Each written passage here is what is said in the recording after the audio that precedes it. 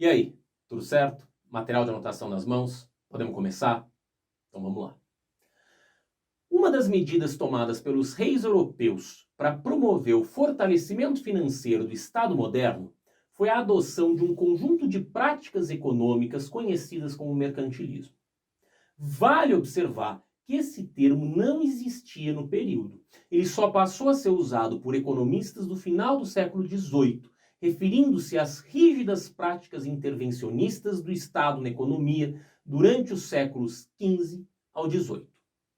Tais práticas não constituíam um sistema coeso de ideias, uma teoria econômica, nem eram aplicadas de maneira homogênea na Europa ao longo dos séculos da Idade Moderna. Vamos ver alguns desses aspectos. O ideal metalista era a concepção de que uma maior quantidade de metais preciosos viabilizaria a obtenção de maior riqueza.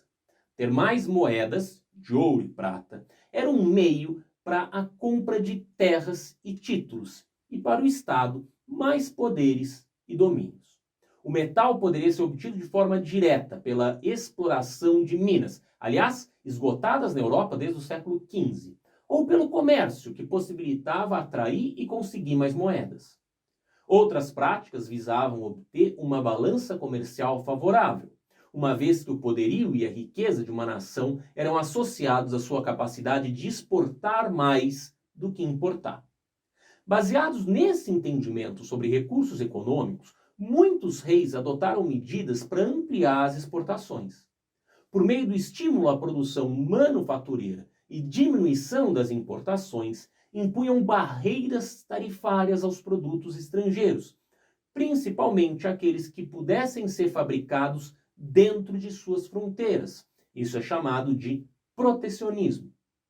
Essas práticas mostram um alto grau de intromissão do Estado nas atividades produtivas, compondo uma política econômica intervencionista.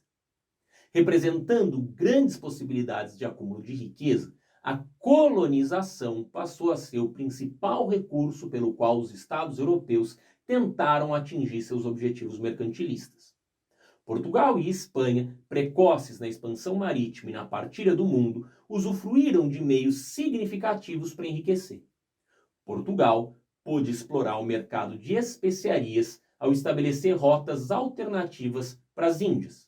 A Espanha apoderou-se de imensa riqueza em ouro e prata ao iniciar o processo de exploração das minas americanas na primeira metade do século XVI. As demais nações europeias não reconheceram a partilha do mundo entre as nações ibéricas e, ao longo do século XVI, cobiçaram a riqueza acumulada pelos reinos ibéricos, com frequentes ataques às suas colônias. Países como França e Inglaterra, retardatários no processo de expansão marítima, pobres em colônias, enfatizaram outros aspectos do mercantilismo, como industrialismo.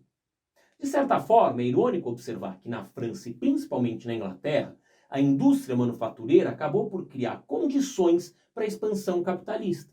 Já a Espanha e Portugal, com vastas colônias das quais extraíam grandes volumes de metais preciosos, estagnaram economicamente.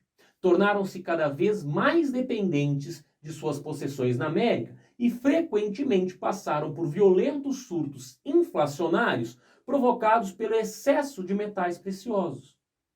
Além disso, a manutenção de estruturas políticas que beneficiavam a nobreza e o clero contribuiu para que as nações ibéricas se distanciassem do processo de desenvolvimento capitalista que se anunciava. Mas isso é assunto para uma próxima aula. Até mais.